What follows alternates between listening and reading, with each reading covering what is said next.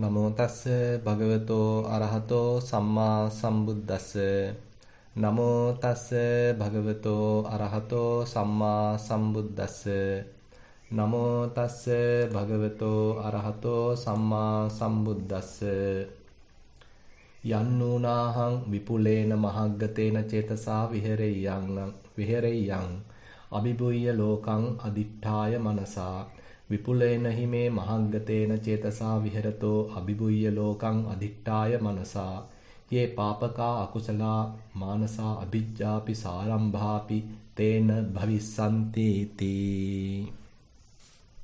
ශ්‍රද්ධාවන්ත පින්වත්නි, අපි මේ 16 වන දුරස්ත භාවනා වැඩසටහනට මාතෘකාවක් වශයෙන් ඉදිරියෙන් තියාගත්තේ මජ්ක්‍ධිම නිකායේ ආනෙන්ජ සප්පාය සූත්‍රය. ආනෙන්ජ සප්පාය සූත්‍රය බුදුරජාණන් වහන්සේ දේශනා කළා තියෙන්නේ විශේෂයෙන්ම කුරු රට කම්මාස ධම්ම නුවර වැඩ වාසය කරන අවස්ථාවේදී භික්ෂුන් වහන්සේලාටයි. අපිට එතකොට මතක් වෙනවා මේ සතිපට්ඨාන සූත්‍රය ගැනත්. සතිපට්ඨාන සූත්‍රයක් දේශනා කළා තියෙන්නේ භාග්‍යතුන් වහන්සේ කුරු රට කම්මාස ධම්ම නුවර වැඩ වාසය කරනකොටයි. ඉතින් එතකොට මේ විදිහට බුදුරජාණන් වහන්සේ භික්ෂුන් වහන්සේලාට මතක් කරනවා ආනන්ද සප්පාය ප්‍රතිපදාව, ඊළඟට ආකින්චඤ්ඤායතන සප්පාය ප්‍රතිපදාව, ඊළඟ නේව සංඥා නාසඤ්ඤායතන සප්පාය ප්‍රතිපදාව, නිස්සාය ඕගස්ස නිත්තරණා කියලා භාග්‍යතුන් වහන්සේගේ ඉගැන්වීම් ක්‍රමයක්. ඒ වගේම අරියෝ විමුක්ඛෝ කියලා ආර්ය වූ විමෝක්ෂයක් ගැනත් මේ සූත්‍රයේදී සඳහන් කරනවා. ඉතින් ඒක අතකින් බැලුවහම බොහොම ධර්මසාරයක් අන්තර්ගත වෙන සූත්‍රයක් කියන්න පුළුවන්. ඒ වගේමයි විශේෂයෙන්ම සමතයත් විපස්සනාවත් කරින් කර යන ගතියක්. සමතයත් විපස්සනාවත් හොඳට කුළු ගැන්වෙන ගතියක් මේ සූත්‍රේ පුරාම දකින්න ලැබෙනවා. ඉතින් එතකොට අපි ඊයේ මේ සූත්‍රයට පිවිසුමක් කරගත්තා. භාගතුන් වහන්සේ විශේෂයෙන් අර කාමයන්ගේ තියෙන ආදීනවයන් එක්තරා අන්දමකින් ප්‍රකට කරනවා. ඒ කියන්නේ ditta dhammaka kama samparaayika kama ඔය විදිහට බුදුරජාන් වහන්සේ මේ මෙලෝ වශයෙන් කෙනෙක් අත්දකින්නා වූ කාමයන්, ඊළඟට අනාගතයේදී උනත් කෙනෙක් අත්දකින්න බලාපොරොත්තු වෙන කාමයන්, තමන් අත්දැකපු කාමයන් නිසා අපේ හිතේ යම්කිසි හෝඩුවාවක් තැම්පත් වුණා නම්, කාම සංඥාවන් තැම්පත් වුණා නම්, ඒ බඳු කාම සංඥාවන්, ඒ වගේම අනාගතයේදී අත්දකින්න බලාපොරොත්තු වෙන කාම සංඥාවන් ගැන අපේ හිතේ යම්කිසි හෝඩුවාවක්, යම්කිසි සංඥාවක්, යම්කිසි ඡායාරූපයක් තැම්පත් වුණා නම් අන්න ඒවා සම්බන්ධයෙන් එන කාම සංඥා. ඉතින් මේ විදිහට බැලුවාම සෑහෙන පෘතුල ක්ෂේත්‍රයක් ඔස්සේ, පුළුල් ක්ෂේත්‍රයක් ඔස්සේ අතර මේ කාම සංඥා කියන පැත්තත් පුළුල්ව පැතිරලා යනවා. ඒ කියන්නේ අපි මේ මොහොතේදී අත්දකින මේ ඝන බාල වූ කාමයන් වගේම ඒ කාමයන් ඇසුරු කිරීමේදී අපේ හිතේ අනුසය බවටපත් වෙච්ච, අපේ හිතේ තැම්පත් වෙච්ච, ඒ වගේම අපි කාමයන් ගැන මේ අනාගතය අල්ලගෙන කල්පනා කරන්න ගිහිල්ලා ඒවා හිතින් හදාගත්ත, හිතින් මනක්කල්පිතව හිතාගත්ත ඒ මනක්කල්පිත කාමයන් පවා කාම සංඥාවන් බවට පත් වෙලා අපේ හිතේ නිරන්තරයෙන්ම මේ කාම සංඥාවන් ඔඩුදුවන ගතියක්, නිරන්තරයෙන්ම මේ කාම සංඥාවන්ගෙන් පෙළෙන ගතියක්, අපේ හිත නිරන්තරයෙන් කාම සංඥාවලින් පිරීලා ඉතිරිලා යන ගතියක් තියෙනවා. ඉතින් අපි මේ ගත කරන්නේ කාම ලෝකයක. ඉතින් මේ කාම ලෝකේ නිරන්තරයෙන් තියෙන කාම සංඥා. ඒ වගේමයි කාමයන්. රූප පැත්තෙන් කාමයන් තියෙනවා, ශබ්ද පැත්තෙන් කාමයන් තියෙනවා, ගන්ධ සුවඳ වශයෙන් කාමයන් තියෙනවා, රස වශයෙන් කාමයන් තියෙනවා, ඒ වගේමයි ස්පර්ශයන් වශයෙන්ුත් කාමයන් තියෙනවා. ඉතින් එතකොට මේ විදිහට අපි බැලුවාම හරියට නිකන් අර දියේ පීනන මාළුවෙක් වගේ අපි වට කරගෙන ඉන්නේ මෙන්න මේ කාම ප්‍රවාහයක්. ඒ වගේම ඒවයෙන් අපේ හිතෙත් අපි තැම්පත් කරගෙන ඉන්නේ ඒවයෙන්ම අල්ලගත්ත කාම සංඥාව. එක අතකින් එතකොට අපි බාහිර වශයෙන්, භෞතික වශයෙන් අප්‍රමාණව කාමයන් තියෙනවා. ඒ වගේමයි අපි ඒවැයෙන් උකහාගත්ත යම් යම් සංඥාවන් ඔළුවේ තියාගෙන, ඔළුවේ පුරවගෙන ඒවැයෙන් අපේ හිතත් ව්‍යාකූල කරගෙන, ආකූල කරගෙන, සංකීර්ණ කරගෙන හිතත් පුරවගෙන ඉන්නවා. ඉතින් මේ බඳු කාමයන් සහ කාම සංඥාවන්ගෙන් පිරිච්ච ලෝකයක, මනසක අපි බොහොම පෙළෙමින් කාලය ගත කරනවා. ඉතින් නමුත් අපිට අවාසනාවකට මේක මේ පෙළීමක් කියලා තේරෙන්නේ නැහැ. මේවා තිබීම අපි බොහොම භාග්යක් වශයෙන් සලකනවා. මේවා ගැන හිතන්න ලැබීම, මේවා ගැනම අපේ හිත යෙදීම බොහොම කුසලතාවයක් වශයෙන් අපි හිතනවා. ඒවටම තමයි අපි වත් පොහසත්කම් වශයෙන් අපි සඳහන් කරන්නේ. ඉතින් මේ විදිහට බුදුරජාණන් වහන්සේ මේ කාමයන්ගේ තියෙන යථා ස්වභාවය පොඩ පෙන්ලා දීලා ඊට පස්සේ මේ කාමයන්ගෙන් නිදහස් වීම පිණිස, ඒ වගේම මේ කාම සංඥාවන්ගෙන් නිදහස් වීම පිණිස විවිධාකාර ක්‍රමෝපායන් රැසක් මේ සූත්‍රයේදී ඉදිරිපත් කරනවා. එම ක්‍රමෝපායන් රැස අතර ප්‍රතිපදා වශයෙන් කීපයක්ම අන්තර්ගත වෙනවා. ඒකෙන් පළවෙනි ප්‍රතිපදා වශයෙන් ඉදිරිපත් කරන්නේ ආනෙන්ජ සප්පාය පටිපදා කියලා ප්‍රතිපදාවක් තමයි. ඉතින් ඒ කියන්නේ හිත අරගන්න උත්සාහන්ත වෙනවා, හිත පවත්වන්න උත්සාහන්ත වෙනවා බොහොම නොසෙල් වෙන තහවුරු වෙච්ච තත්වයක. ඒ තහවුරු වෙච්ච තත්වය තුල අර කාම සංඥාවන් හෝ කාමයන් හෝ බාධා කරන්නේ නැහැ. ඒක අතකින් බැලුවාම එක්තරා උපක්‍රමයක් මේ. එක්තරා ක්‍රමවේදයක් අපේ හිත අර කාමයන්ගෙන් කාම සංඥාවන්ගෙන් නිදහස් කරගන්න. ඉතින් ඒ නිසා මේ සූත්‍රයේදී සඳහන් වෙනවා දැන් මේවැය තියෙන කාමයන්ගේ තියෙන ආදීනව තේරුම් ගත්තාම මේ කාමයන් කියන්නේ මේ මායාවේ ගොදුරු බිමයි කියලා තේරුම් ගත්තාම අපි මේ මායාවේ හිර ගෙදරයි මේ ඉන්නේ කියලා තේරුම් ගත්තාම ඒකේ ආදීනව වැටහුණාම අර ශ්‍රුතවත් ආර්ය ශ්‍රාවකෙක් උත්සාහවන්ත වෙනවා මේවෙන් හිත නිදහස් කරගෙන හිත බොහෝම නිස්කලංකව පිරිසුදුව පවිත්‍රව තියාගන්න. ඉතින් ඒ සඳහා අනුගමනය කරන එක උපක්‍රමයක් තමයි එයා හිතනවලු යන්නූනාහං විපුලේන මහග්ගතේන චේතසා විහෙරෙය්‍ය. අභිභුය්‍ය ලෝකං අදිඨාය මනසා. ඒ කියන්නේ මේ ලෝකයේ තියෙන විවිධාකාර කාම සංඥාවන්ගෙන් මුදවා ගැනීම පිණිස යා මහග්ගත වූ සිතක්, උත්කෘෂ්ඨ වූ සිතක්, උත්තරීතර වූ සිතක් පවත්වන්න උත්සාහන්ත වෙනවා. ඉතින් වෙනත් වචන වලින් කියනවා නම් මේ අදහස් කරන්නේ ධානා සිතක් කියලා කියන්න පුළුවන්. ඉතින් මෙතනත් විශේෂයෙන් සඳහන් කරන්නේ මේ රූපාවචර ධාන සම්බන්ධයෙන් කියලා කියන්න පුළුවන්. ඒතර ඒ බඳු රූපාවචර ධානයක යම්ස කෙනෙක් හිත පවත්වනවා නම් එතකොට අන්න යාට අවස්ථාවක් ලැබෙනවා අර කාමයන්ගෙන් කාම සංඥාවන්ගෙන් හිත මුදවගෙන පවත්වන්න.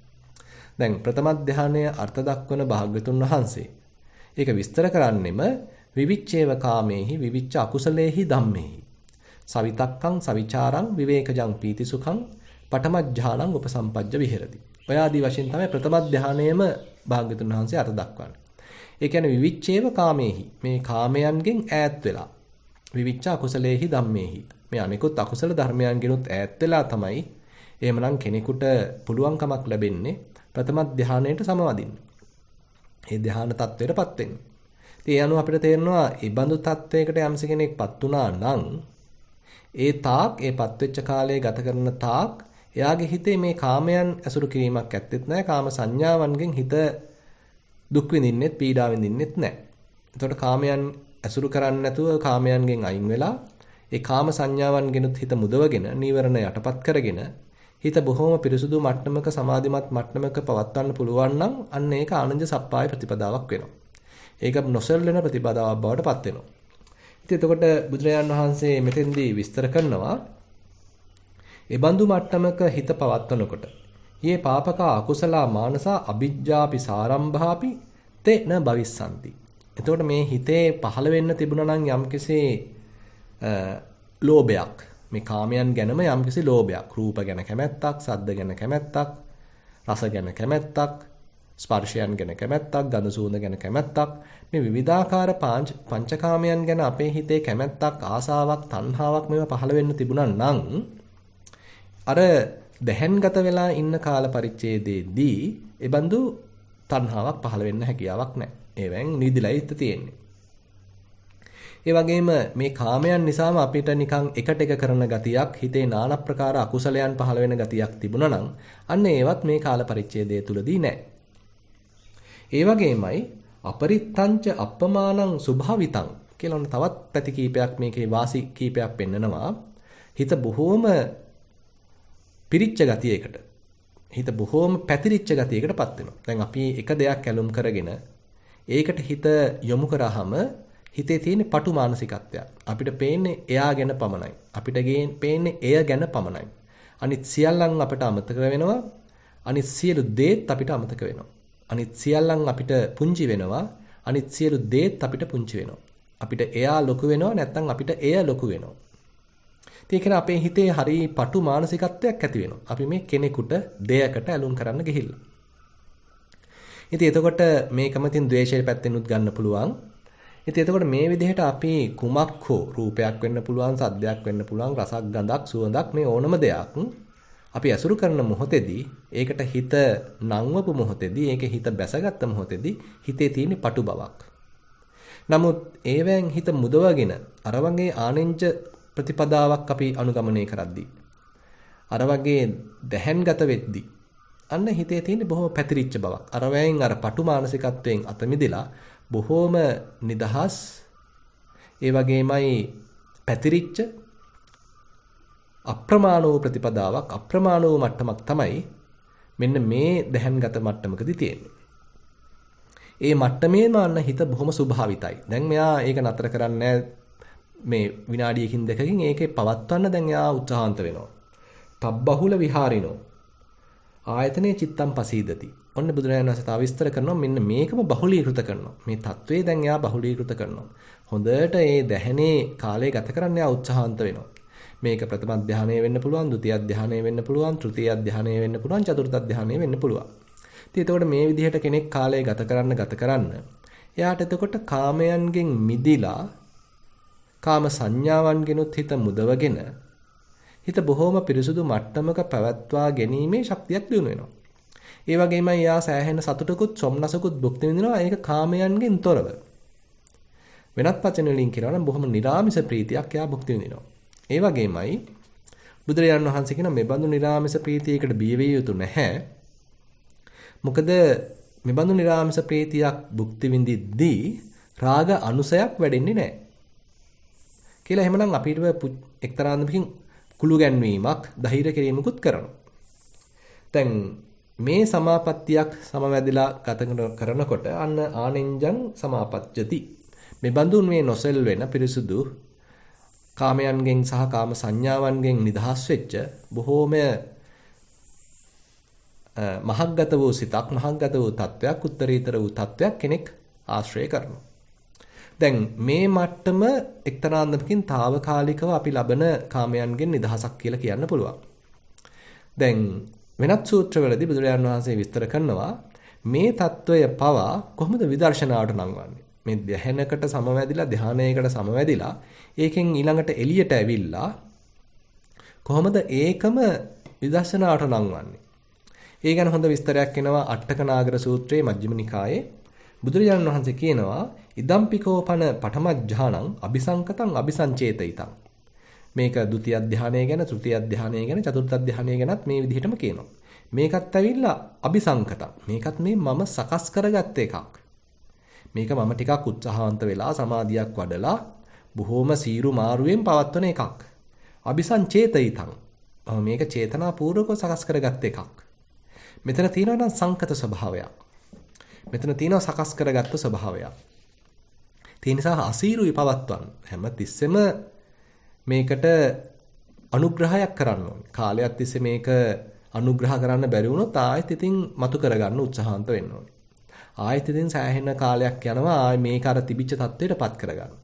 අපි හිතමු යම්ස කෙනෙක් ලෙඩක් දුකක් හැදිලා එයාට මේ සමාධිය දියුණු කරගන්න බැරි වුණා. එදා සමවදින්න බැරි වුණා. ඔන්න ඉතින් පෙරහෙනවා. ඉතින් යාට නැවතත් සිද්ධ වෙනවා යම්සි කාලයක එයා සුවපත් වුණා නම් නිරෝගී වුණා නම් අර වඩපු විදිහට නැවතත් ඉතින් වඩන්න උත්සාහන්ත විය යුතුයි.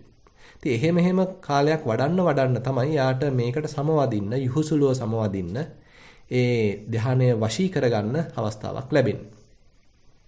ඉතින් ඒ කොයිතරම් වශී කරගත්තත් බුදුරජාණන් වහන්සේ කියනවා මේක ඇවිල්ලා අபிසංකතයි. මේකල බොහොම වමනාවෙන් සකස් කරගත්ත ස්වභාවයක් මේ තියෙන්නේ. මනස තත්වගත කිරීමක් මෙතන තියෙන්නේ.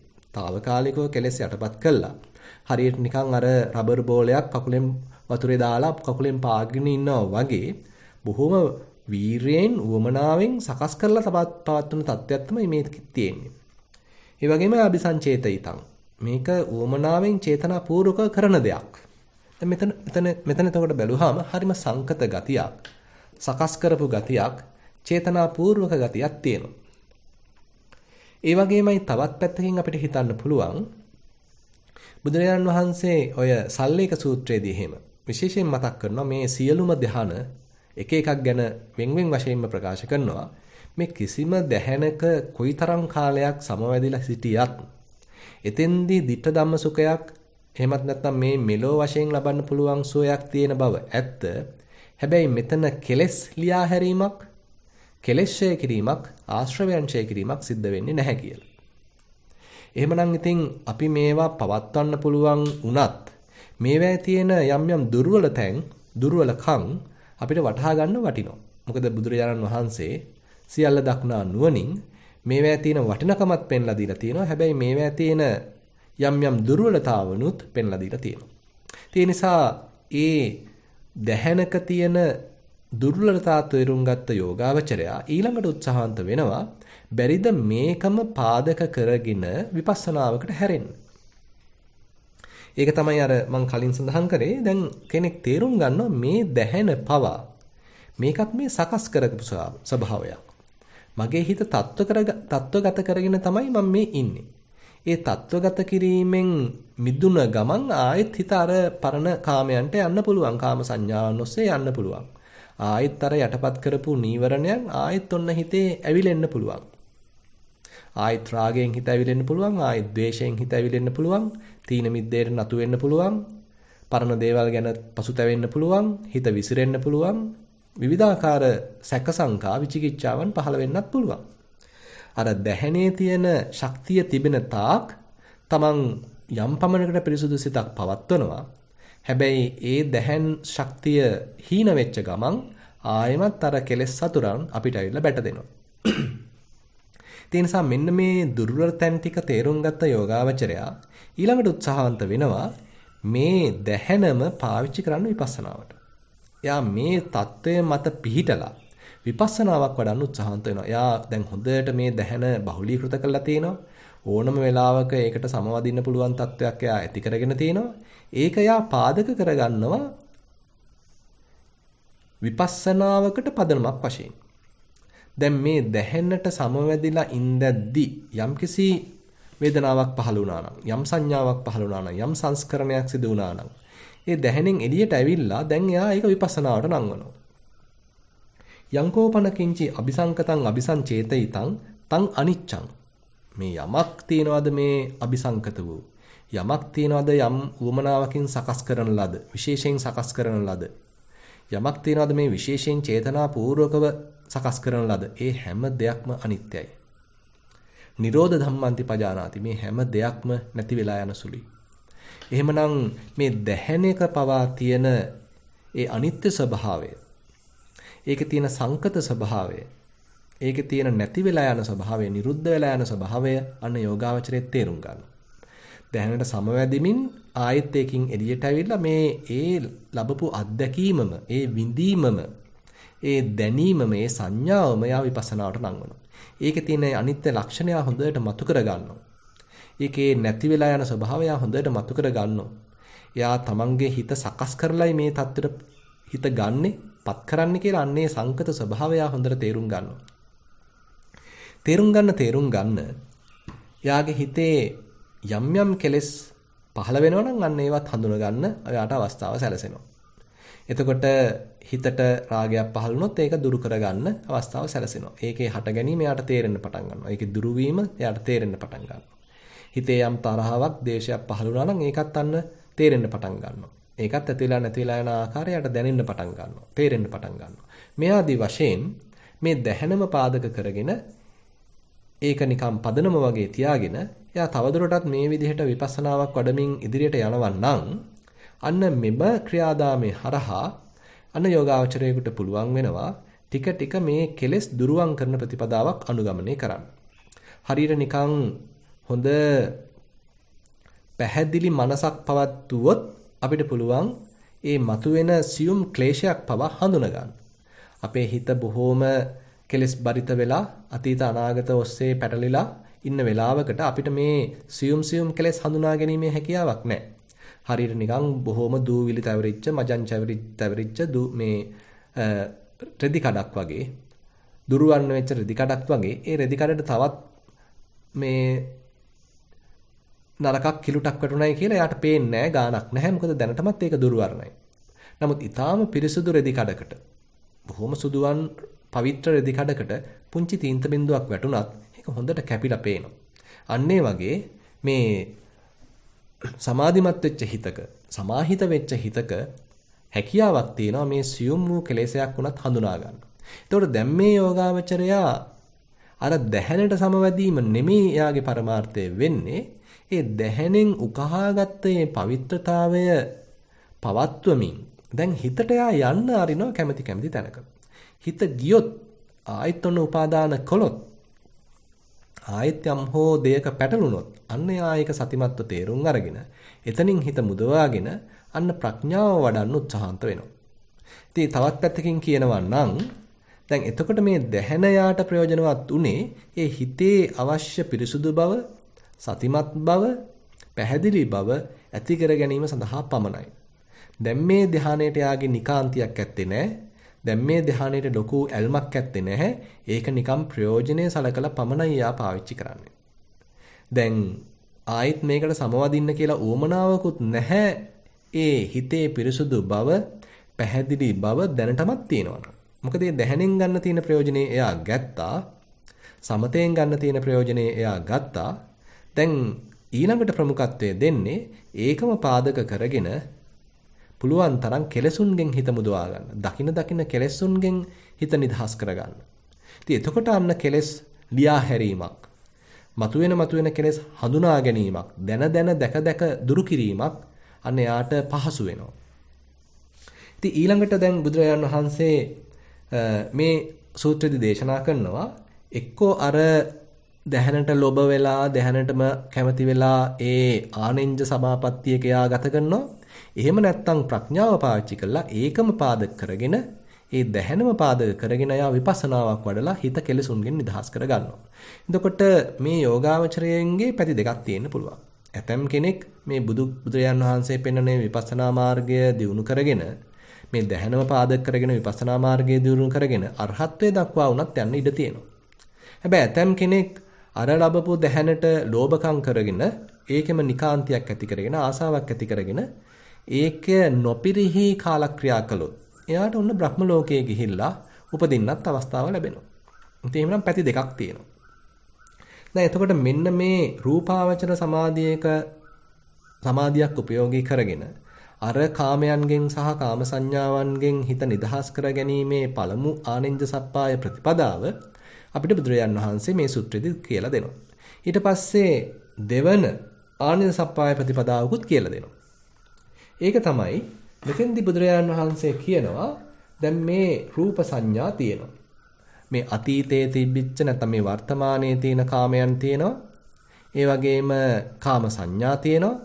අතීතය හරහා ආව කාම සංඥා තියෙනවා. අනාගතය ගැන තියෙන කාම සංඥා තියෙනවා. අනාගතයේ තියෙන්න පුළුවන් කාමයන් තියෙනවා. මේ කොයි කාමයන් ගත්තත් මේ හැම දෙයක්ම මේ සතර මහා භූතයන් ආශ්‍රයෙන් තමයි හැදිලා තියෙන්නේ. එක්කෝ සතර මහා භූතයන්මයි එහෙමත් නැත්නම් සතර මහා භූතයන්ගෙන් උකහාගත්ත දේවල්. අපි හිතමු අපි අතීතයේ යම්කිසි සද්දයක් ඇහුවා. අපි ගීතයකට සවන් දුන්නා. ඉතින් එතකොට මේ ගීතයකට සවන් දුන්නේ අපි තුමු මාසයකට හමාරකට කලින්. හැබැයි ඒකෙන් අපේ හිතේ ඇඳිච්ච යම්කිසි රූප සංඥාවක් නැත්නම් සද්ද සංඥාවක් අපේ හිතේ තියෙනවා. ඉතින් අපි නැවත අර සද්දෙට ඇහුම්කන් දෙනකොට අර ගීතයට ඇහුම්කන් දෙනකොට යහුසුළු ඒ අපේ ගීතය මතක් වෙලා එනවා. මොකද අර ගීතයෙන් උකහාගත යම් සද්ද සංඥාවක් අපේ හිතේ තැම්පත් වෙලා තිබිලා. මතක ගබඩාවේ අපේ තිබිලා. ඉතින් මේ විදිහට අපි අසුරු කරන රූප, සද්ද, ගන්ධ, රස, ස්පර්ශ මේ සියල්ලෙන්ම අපි මහා සංඥා පදාසයක් අපේ හිතේ ගබඩා කරගන්නවා. ඉතින් ඒකකටකින් මේ తত্ত্বය හැම එකක්ම මේ සතර මහා ධාතුවෙන් උකහාගත්ත තත්ත්වයක් කියලා කෙනෙක් තේරුම් ගත්තොත් අන්න එයා මේ සංඥාවන්ට දෙන වටිනාකම ඒ වගේම මේ ලෝකයේ තියෙන নানা ප්‍රකාර රූප සද්ද ගන්ධ රස වලට දෙන මේ වටිනාකම අන්න එයා ටිකක් තුනී කරගන්න අවස්ථාව සැලසෙනවා. මොකද මේ සියල්ලම සතර මහා ධාතුවක් කියලා එකාතකින් අන්න දැන් බුදුරජාණන් වහන්සේ දෙවන ප්‍රතිපදාවක් උගන්වනවා අර යෝගාවචරයා දැන් මේවා දිහා මේ සියලු කාමයන් දිහා කාම සංඥාවන් දිහා ධාතු ස්වභාවයකින් බලන්න කියලා දෙනවා. තවත් වචනයකින් අපිට තේරෙන වචනයකින් කියනවා නම් ධාතු මනසිකාරයක් වඩන්න එහෙමනම් දැන් යෝගාවචරය උත්සාහන්ත වෙනවා.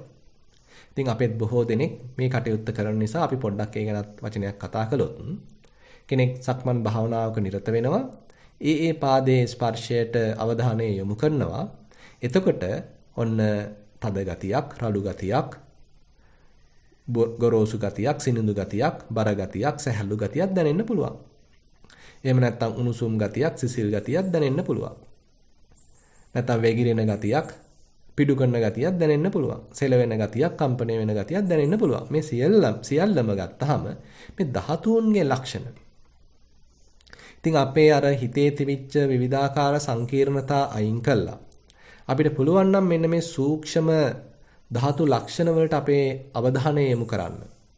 කාලයක් තිස්සේ මේක ප්‍රගුණ කරන්න. අන්න එතකොට කෙනෙකුට තේරෙන්න ගන්නවා මෙතන තියෙන්නේ හුදෙක් ධාතු ක්‍රියාකාරීත්වයක්.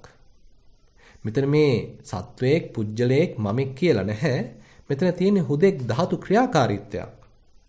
කියලා අන්න මේ රූපයන්, සද්දයන්, ගන්ධයන්, රසයන් ආදී වශයෙන් අපි දීපු වටිනාකම් වෙනුවට මේ කොහෙත් තියෙන්නේ සතර මහා ධාතුවක් නේද? ධාතු ක්‍රියාකාරීත්වයක් නේද? කියලා අන්න ඒ බඳු අවබෝධයකට මෙයාගේ හිතපත් වෙන්න පුළුවන්. දැන් ඕකට හරිය ලස්සන උපමාවක් භාගතුන් වහන්සේ දෙනවා.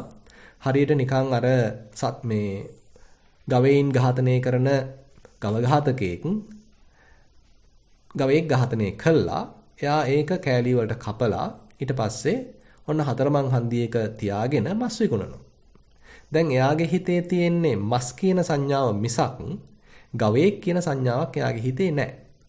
මෙන්න මේ උපමාව දීලා බුදුරජාණන් වහන්සේ කියනවා යම්ස කෙනෙක් මේ ධාතු මනසිකාරය වඩනවා නම් ඒ වඩන්න කලින් එයාගේ හිතේ තිබිච්ච සත්ව සංඥාව, පුජ්‍යල සංඥාව ටික ටික දිය වෙලා ගිහිල්ලා, බැහැර වෙලා ගිහිල්ලා අන්තිමට එයාගේ හිතේ ප්‍රඥාවක් හැටියට ඉතිරි වෙන්නේ, නුවණක් විදසුන් නුවණක් හැටියට ඉතිරි වෙන්නේ මෙතන තියෙන්නේ හුදු ධාතු රසක් පමණයි කියන සංඥාව. ඉතින් එතකොට මේක මෙතනින් අතර නොවි එයාට මේ ලැබිච්ච අවබෝධය තව බාහිරට පවා යොදවන්න පුළුවන්. මේ Taman දකින දේවල්, Tamanට ඇහෙන දේවල්, ගඳ සුවඳ වශයෙන් දැනෙන දේවල්, රස දැනෙන දේවල්, ස්පර්ශයන් වශයෙන් දැනෙන දේවල් මේ බාහිර ලෝකයේත් තියෙන්නේ හුදෙක්ම සතර මහා ධාතු ක්‍රියාකාරීත්වයක් පමණක් නේද කියලා අන්න එයාට මේ ධාතු සංඥාව හොඳට ව්‍යාප්ත කළා පතුරවලා බලන්න පුළුවන් හැකියාවක් තියෙනවා. දැන් මේ බඳු හැකියාවක් එයාට පැන නැගුණොත් එතකොට දැන් මේක තව දියුණුලා යන්න සමහරවිට මේ මුළු කයම බොඳ වෙලා යන ගතියක්, මුළු කයම කැඩලා බිඳලා යන ගතියක්, මේ කයේ තියෙන ඝන සංඥාව දුර වෙලා යන ගතියක්, මෙතන ඒකකයක් කියලා එකක් නැහැ, දෙයක් කියලා එකක් නැහැ. මෙතන හුදු ධාතු සමූහයක්, ධාතු රැසක් පමණයි මෙතන තියෙන්නේ කියලා.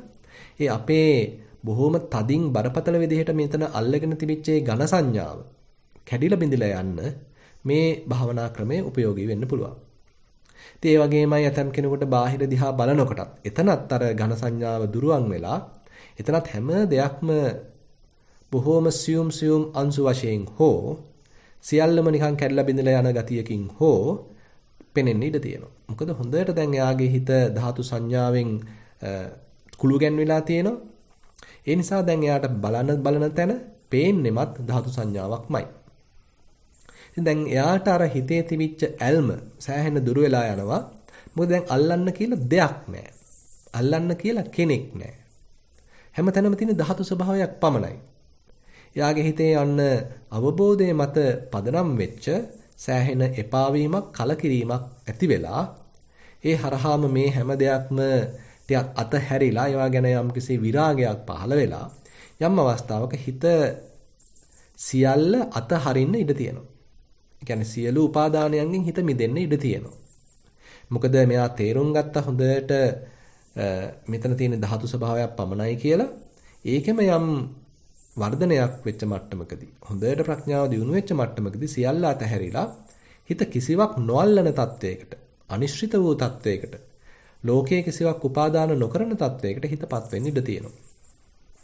ඉතින් මේක තවදුරටත් වර්ධනය කරගෙන ගියොත් ඇතම් කෙනෙකුට මේක අරූප සංඥාවක් දක්වා. ඒ කියන්නේ කිසිදු රූපයක් නැති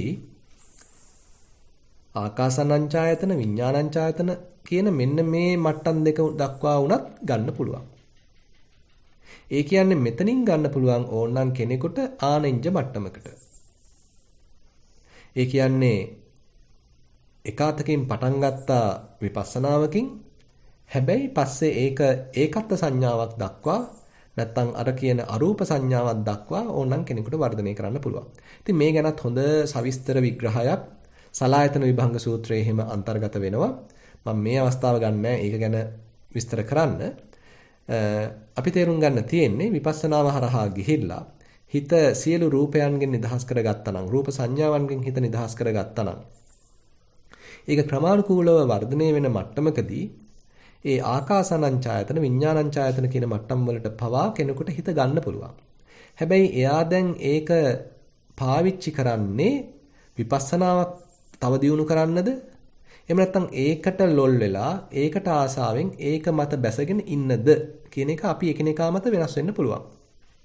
ඉතින් ඇතම් කෙනෙක් ඒ නිසා මේ ඇතිවන හිස් බවට මේ ඇතිවෙන ආනෙන්ජ තත්වයට නොසැලෙන තත්වයට මේ තියෙන දැහැන් ස්වභාවයට කෙනෙක් කැමති වෙනවා.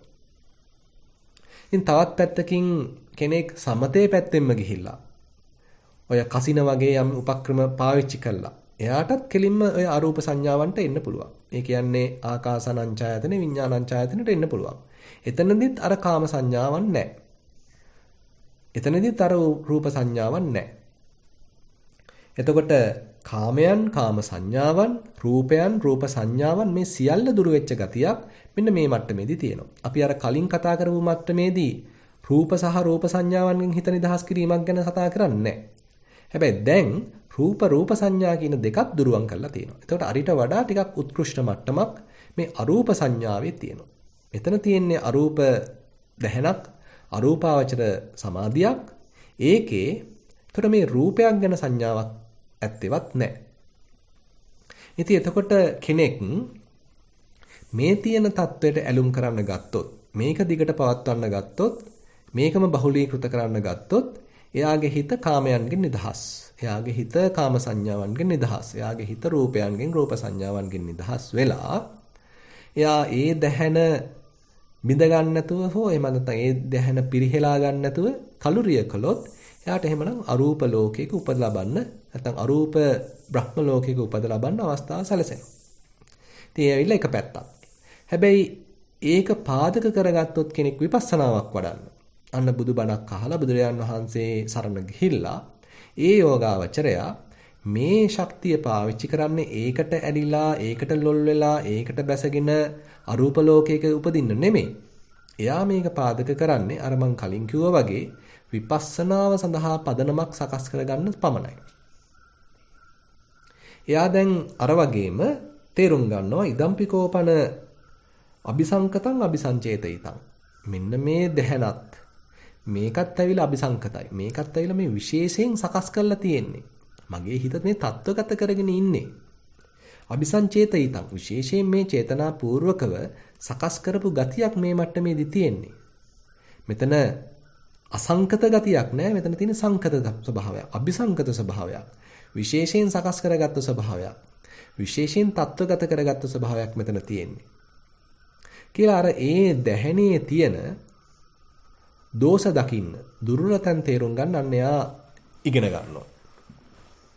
යංකෝපන කිංචි අபிසංකතං අபிසංචේතිතං තං අනිච්ඡං නිරෝධ ධම්මං දිපජානාති. යම් හෝ දෙයක් තියෙනවා නම් සංකත වූ සකස් කරන ලද විශේෂයෙන් සකස් කරන ලද යම් හෝ දෙයක් තියෙනවා නම් විශේෂයෙන් චේතනා පූර්වකව පැමිණිච්ච ඒ සියල්ලම අනිත්‍යයි.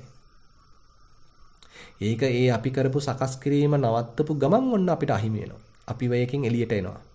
අපිට ඒ తত্ত্বය අතහැරෙනවා. නැත්නම් අපිට යම්කිසි සුවයක් අපි භුක්ති විඳිනා නම් විඳනනම් ඒ සුවය අපිට අහිමි වෙනවා. ඒ නිසා අපි කොයිතරම් බ්‍රහ්ම ලෝකවල ගියත් ඒ දැහැනේ තියෙන ශක්තිය හීනුනාට පස්සේ දුර්වලුනාට පස්සේ ඊට වඩා අඩු මට්ටම් වලට නැවත නැවත පැමිණෙනවා.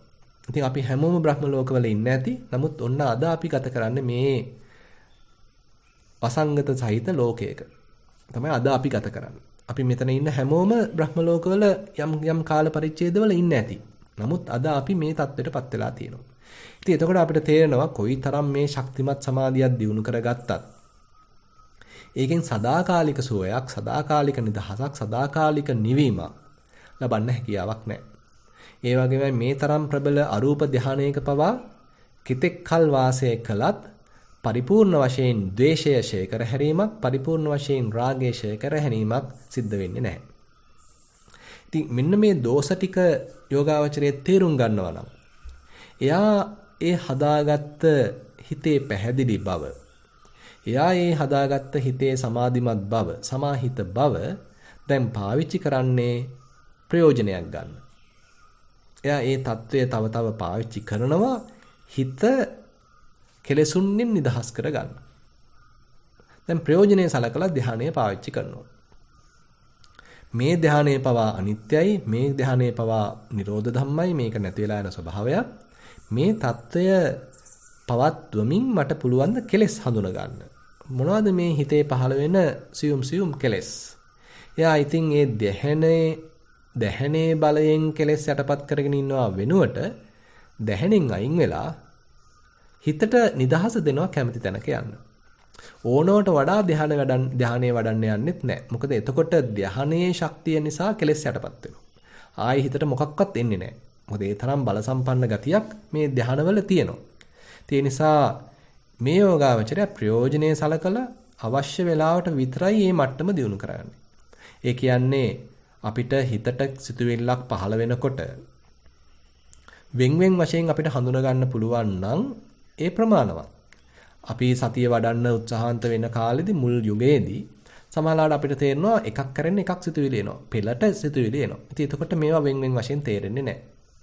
ඉතින් එතකොට චිත්තානුපස්සනාවක් ධම්මානුපස්සනාවක් වඩන්න අපහසුයි. නමුත් ටික ටික සතිය දියුණු කරගෙන කායානුපස්සනාවක් වේදනානුපස්සනාවක් පසු කරගෙන යනකොට යෝගාවචරයට තේරෙනවා මේ හිතට එන සිතුවිලි ප්‍රමාණය දැන් අඩු වෙලා. ඉස්සෙල්ලා නම් අතීතේදී නම් විනාඩියට සිතුවිලි 100ක් විතර ආවා. නමුත් දැන් නම් ඔන්න විනාඩියට සිතුවිලි 10යි 15යි එන්නේ. ඒ කියන්නේ මේවා අතර යම් හිඩැස් තියෙනවා. වෙන් වශයෙන් දැන් අන්න සිතුවිලි හඳුනා ගන්න පුළුවන්. දැන් මේ ක්‍රියාදාමයට එක්තරා අන්දමකින් මූලද්‍රව්‍ය වගේ එහෙම නැත්නම් අමුද්‍රව්‍ය වගේ යම් සංස්කාර ස්වභාවයක් යම් සිතුවිලි ස්වභාවයකුත් අවශ්‍ය වෙනවා. ඉතින් ඒකයි මම අර මතක් කළේ දැන් මේ తত্ত্বය පාදක කරගෙන විපස්සනාවක් වඩන යෝගාවචරයා ඒ හිතේ යම් චලනයක් හිත නැවත ගිහින් උපාදාන කිරීමක් සිදු වුණොත් අන්න යාට බොහොම පහසුවෙන් හඳුනා ගන්න පුළුවන් ඔන්න නැවතත් උපාදානයක් සිදු වුණා. ආයෙත් හිත සංස්කරණයක් කළා.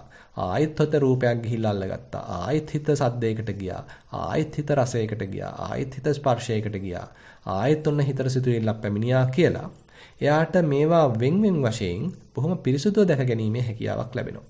එතකොට අන්න ඒවැය තියෙන හට ගන්නා වූ ස්වභාවය සමුදය පක්ෂයට තේරෙන්න ගන්නවා. ඒවැය තියෙන ෂේ වෙලා යන හැකියාව, ඒවැය තියෙන ෂේ වෙලා යන හැටි, නිරුද්ධ වෙලා යන හැටි එයාට තේරෙන්න ගන්නවා. ඒ කියන්නේ මේවා එනවා යනවා නේද? ඒ කියන්නේ මේවැය තියෙන අනිත්‍ය ස්වභාවයක් නේද? ඒ කියන්නේ මේවා බොහොම ෂණභංගුර නේද? මේවා නිරන්තරයෙන්ම මේ ෂණභංගුර බවින් පෙළෙනව නේද? මේ එන යන කිසි දෙයක් සම්බන්ධයෙන් මට කිසි පාලනයක් නැහැ නේද කියලා අන්න යාගේ හිතේ විපස්සනා නුවණක් වැඩෙන්න පටන් ගන්නවා. ඉතින් එතකොට එයාට මේක දැන් පිරිසුදුව චිත්තානුපස්සනාවක් වශයෙන් ධම්මානුපස්සනාවක් වශයෙන් කරන්න අවස්ථාව සැලසෙනවා. මොකද අර හිතේ මේ හිතේ තියෙන්න ඕන ඒ සමාහිත බව, හිතේ තියෙන්න ඕන පැහැදිලි බව අර කලින් වඩපු දැහැන හරහා ඒ දියුණු කරපු අපි මේ කතා කරපු ධාතු මනසිකාරය හරහා හොඳට යාට ලැබිලා තියෙනවා. ඒ ධාතු මනසිකාරය හරහා ලැබුණ ප්‍රඥාව, ඒ හරහා දියුණු වෙච්ච විපස්සනා නුවණ, ඒකෙන් පස්සේ අපි ඇති කරගත්ත නම් යම්කිසි දැහැන්ගත බවක්, අරූප ධානයක් අන්නේ මට්ටමේ හරහා ආපු හිතේ පැහැදිලි බව, මේ සියල්ලම සහිතවන්න දැන් යෝගාවචරයා හොඳට පිරිසුදුව විපස්සනාවක් වඩනවා. ඉතින් මේකේ කෙනෙක් හොඳට ප්‍රගුණ කළා නම් අන්න එයාට තමන්ගේ හිත සම්පූර්ණයෙන්ම කෙලෙසුන්ගෙන් නිදහස් කරගන්න අවස්ථාවක් සැලසුනොත් මේ විපස්සනාවේ කුළු ගැන්වීම හරහා මස්තක ප්‍රාප්තිය නිසා එයාට අරහත්ත්වයට දක්වා වුණත් යන්න පුළුවන් කියන එක මේ සූත්‍රයේදී පෙන්ලා දෙනවා. ඉතින් ඒ කියන්නේ මේ මට්ටමේදී මේ දෙවන ක්‍රමයේදීත් එහෙමනම් කෙනෙකුට ඕනනම් ගිහිල්ලා අර ආනන්ද සමාපත්තියට සමවැදිලා ඒකම උතුම් කියලා සලකගෙන ගිහිල්ලා බ්‍රහ්ම ලෝකයක උපදින්න අවස්ථාව තියෙනවා. එහෙම නැත්නම් ඒක පාදක කරගෙන විපස්සනාවක් වඩලා මේ භාගතුන් වහන්සේ පෙන්වන මේ සැබෑ කාමයන්ගෙන් කාම සංඥාවන්ගෙන් රූපයන්ගෙන් රූප සංඥාවන්ගෙන් හිත නිදහස් කරගෙන මේ මාර්ගඵල ප්‍රතිවේදයක් කරන්න අවස්ථාවක් ලැබෙනවා. දැන් ඔය විදිහට බුදුරජාණන් වහන්සේ ඔන්න ක්‍රම දෙකක් ඉගැන්වුවා. එහෙම නැත්නම් ආනන්ද සප්පාය ප්‍රතිපදා දෙකක් ඉගැන්වුවා. ඊළඟට තවත් ආනන්ද සප්පාය ප්‍රතිපදා තුන්වෙනි එකකුත් බුදුරජාණන් වහන්සේ කියලා දෙනවා. ඒකෙදී කෙලින්ම පෙන්වන්නේ මේ වර්තමාන වූ කාමයන්, වර්තමාන වූ කාම සංඥාවන්, ඒ වගේම අතීත කාමයන්, අතීත කාම සංඥාවන්, අනාගතය ගැන තියෙන කාමයන්, කාම සංඥාවන්, ඒ වගේම රූපයන්, රූප සංඥාවන් මේ සියල්ලම අනිච්චං. කෙලින්ම පටන් ගන්නෙම කෙලින්ම විපස්සනාවකින් ඒක ඇවිල්ලා අනිත්‍යයි යදනිච්ඡං තං නාලං අභිනන්දිතුම් යමක් හෝ අනිත්‍ය නම් ඒක ගැන අභිනන්දනයක් කරන්න යන එක සුදුසු නෑ. මොකද මේ කොයි වෙලාවෙ මේක නැති වෙයිද දන්නේ නෑ. බොහොම අනිත්‍ය ස්වභාවයක් තියෙන, බොහොම తాවකාලික ස්වභාවයක් තියෙන්නේ. ඉතින් ඒ නිසා ඉබඳ වූ తాවකාලික වූ තත්වයකට මොකටද මම කැමැත්තක් ඇති කරගන්නේ? මොකටද මම ආසාවක් ඇති කරගන්නේ? නාලං අභිවදිතුම් මොකටද එහෙනම් ගිහිල්ලා මං බැසගන්නේ? නැත්තම් ඒ බඳු දෙයකට වැදගන්නේ මොකටද? නාලං අජ්ජෝසිතුම් ඒ බඳු දෙයක් ගිහිල්ලා අල්ල බදාගන්නේ මොකටද? ඒකක් තුල ගිහිල්ලා හිර වෙන්නේ මොකටද? කියලා බුදුරජාන් වහන්සේ මේ කතා කරන කාමයන් සම්බන්ධයෙන්, කාම සංඥාවන් සම්බන්ධයෙන්, රූපයන් සම්බන්ධයෙන්, රූප සංඥාවන් සම්බන්ධයෙන් අන්න ඒවැය තියෙන මේ අනිත්‍ය ලක්ෂණය මතු කරලා පෙන්නනවා. තවත් පැත්තකින් කියනවා නම් එයා විපස්සනාවක් වඩද්දී එයාට මෙන්න මේ අනිත්‍ය ලක්ෂණය හොඳට ප්‍රකට වෙන්න එයාගේ හිතම ප්‍රශ්න කරනවා මෙතන තියෙන පුදුමාකාර ෂණභංගුර බවක්, හරිම తాවකාලික බවක්, බොහොම අස්තිර ස්වභාවයක්. ඉතින් පුළුවන් ද මට මේකෙන් සැපක් ලබන්න? තේරුමක් තියනවද මම මේකේ හිත නැංවීම තුලින්? මේකෙම හිත läග ගැනීම තුලින් මට සුවයක් ලැබෙයිද කියලා අන්න තමන්ගේම හිත ප්‍රශ්න කරන්න පටන් ගන්නවා. අන්න මේ අවබෝධයෙන් මත ඇතිවෙච්ච කලකිරීමකින්, නිබ්බිදාවකින් මේ සියල්ලම එහෙනම් එපා වෙච්ච ගතියකට, ඒ සියල්ල කෙරෙහි විරාගයකට හිත අන්නපත් වෙන්න පුළුවන්. ඉතින් එහෙමත් අන්න හිතපත් වුණා නම් එතෙන්දිත් සියලුම මේ ලෝකයේ තියෙන කිසිවක් ඇසුරු නොකරන මට්ටමක්, ඒ කිසිවක් උපාදාන නොකරන මට්ටමක් ඒ හිතේ ඇති වෙන්න පුළුවන්. ඉතින් මේ දේවල් ඇත්තටම කායानुපස්සනාවකින්, වේදනානුපස්සනාවකින්, චිත්තානුපස්සනාවකින්, ධම්මානුපස්සනාවකින් වෙන්න පුළුවන්. ඒ කියන්නේ කායानुපස්සනාවක් වඩන යෝගාවචරයේක් සම්පූර්ණයෙන්ම මේ අපි කතා කරන රූප, සද්ද, ගන්ධ, රස, ස්පර්ශ මේ සියල්ල තමයි පරිහරණය කරන්නේ. වෙනත් වචන වලින් කරනවා නම් රූපස්කන්ධය තමයි පරිහරණය කරන්නේ. එයා ඒ රූපස්කන්ධයේ දෙන ආදීනව ටික තමයි ටික ටික මේ කායानुපස්සනාව දියුණු කරන්න එයාට වැටහෙන්නේ. ඒකේ සමුදය ධම්මානුපස්සීවා කායස්මින් විහෙරති, වය ධම්මානුපස්සීවා කායස්මින් විහෙරති, සමුදය වය ධම්මානුපස්සීවා කායස්මින් විහෙරති කියලා කෙනෙක් සතිපට්ඨාන භාවනාවක් ප්‍රගුණ කරද්දී එයාට මෙන්න මේ ආදීනව ටික තමයි ප්‍රකට වෙන්න ගන්නෙ.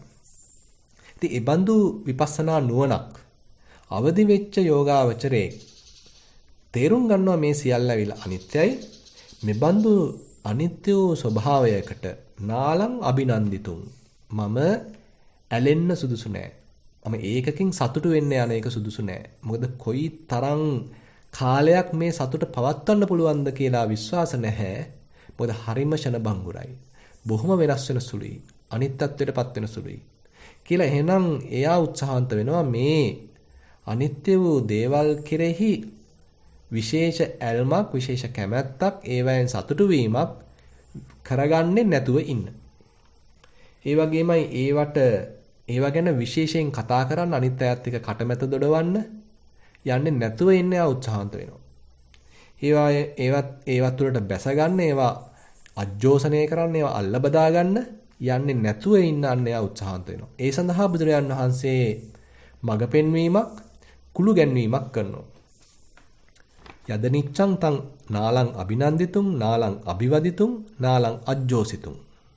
දැන් මේ විදිහට කරන්න මේ විපස්සනාවක් වඩන යෝගාවචරයාගේ හිතත් අන්න මේ උපාදානයන්ගෙන් නිදහස් වුණොත් සියලු ලෝකයේ තියෙන කිසිවක් අල්ලන්නේ නැති ගතියක්, උපාදාන කරන්නේ නැති ගතියක්, කිසිවක් ඇසුරු නොකරන ගතියක් ඇති වෙන්න පුළුවන්. අනිශ්චිතෝච විහෙරති නචකින්ච ලෝකේ උපාදීයති කියලා බුදුරජාන් වහන්සේ පෙන්නන ඒ කිසිවක් ඇසුරු නොකරන, ලෝකයේ කිසිවක් උපාදාන නොකරන බොහොම නිදහස්, සරල, ඉඩකඩ සහිත සිතක් යෝගාචරණ අත්දකින්න ඉඩ තියෙනවා. ඉතින් මේ தত্ত্বය බහුලීකృత කළොත් ඒකත් මේ සූත්‍රයේ බුදුරජාණන් වහන්සේ පෙන්වනවා තබ්බහුල විහාරිනෝ ආයතනේ චිත්තම් පසීදත. දැන් මේක තව තව බහුලීකృత කරනවා. මේ ඇතිවෙච්ච නිදහස යා තව දියුණු කරන්න උත්සාහන්ත වෙනවා.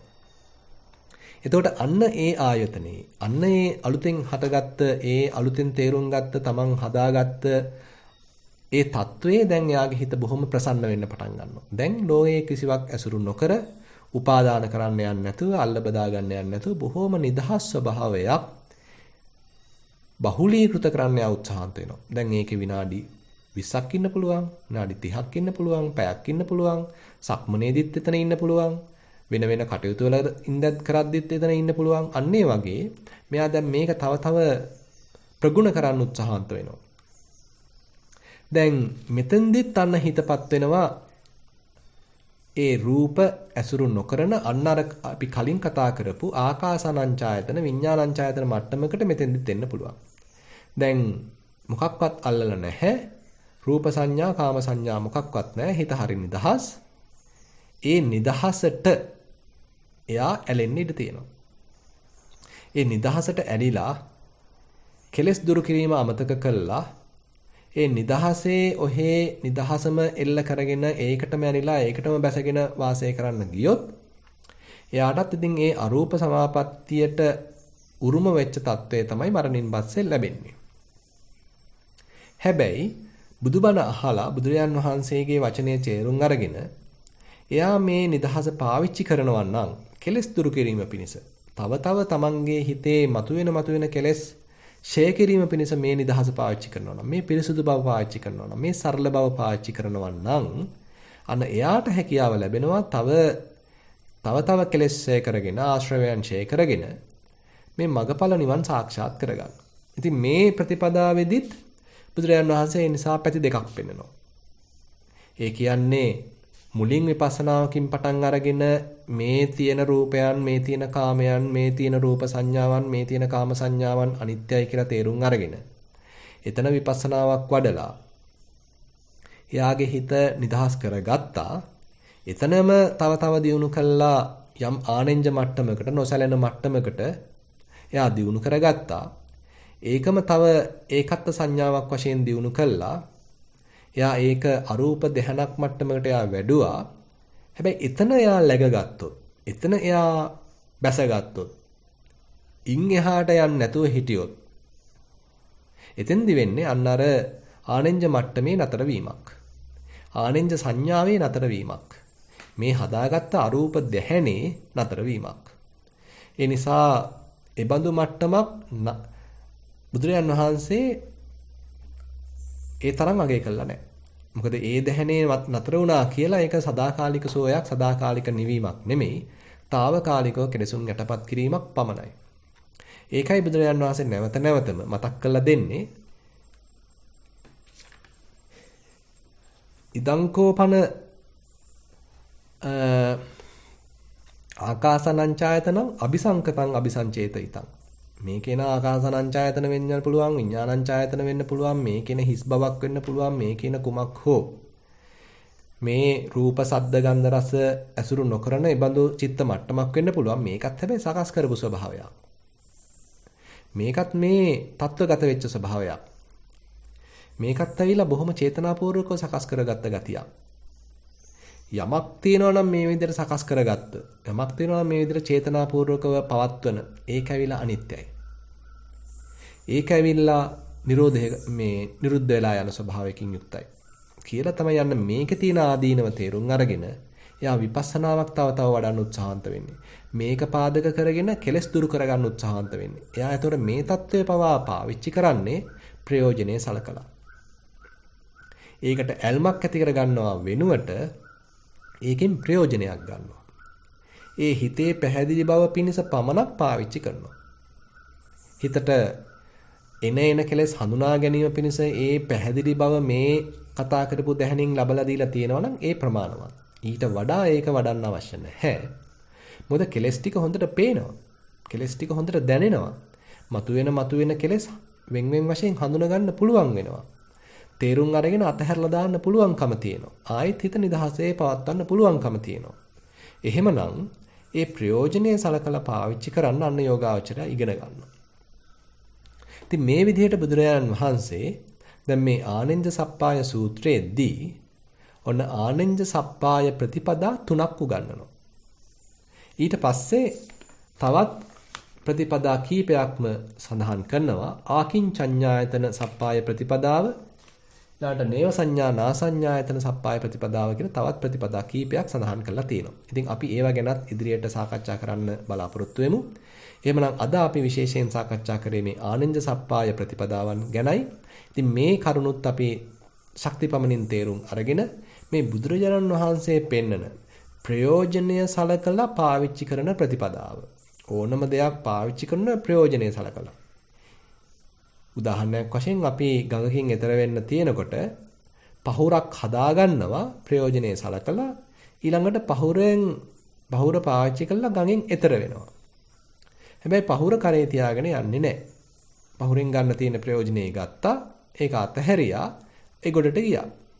අන්න ඒ වගේ මේ බුදුරජාන් වහන්සේගේ දේශනා මාර්ගයම ප්‍රතිපදා මාර්ගයම නිස්සාය ඕගස්ස නිත්තරණං. මේ ඒ දේ ඇසුරු කරමින් මේ කෙලෙස් ඕගයෙන්, කෙලෙස් සැඩ පහරින් නිදහස් වීම පිණිසයි පාවිච්චි කරලා තියෙන්නේ. කිසිම දෙයක් අල්ල බදාගෙන එතන නතර වෙන්න නෙමෙයි පාවිච්චි කරලා තියෙන්නේ. ඒකෙන් ප්‍රයෝජනය අරගෙන විසි කරලා දාන්නයි පාවිච්චි කරලා තියෙන්නේ.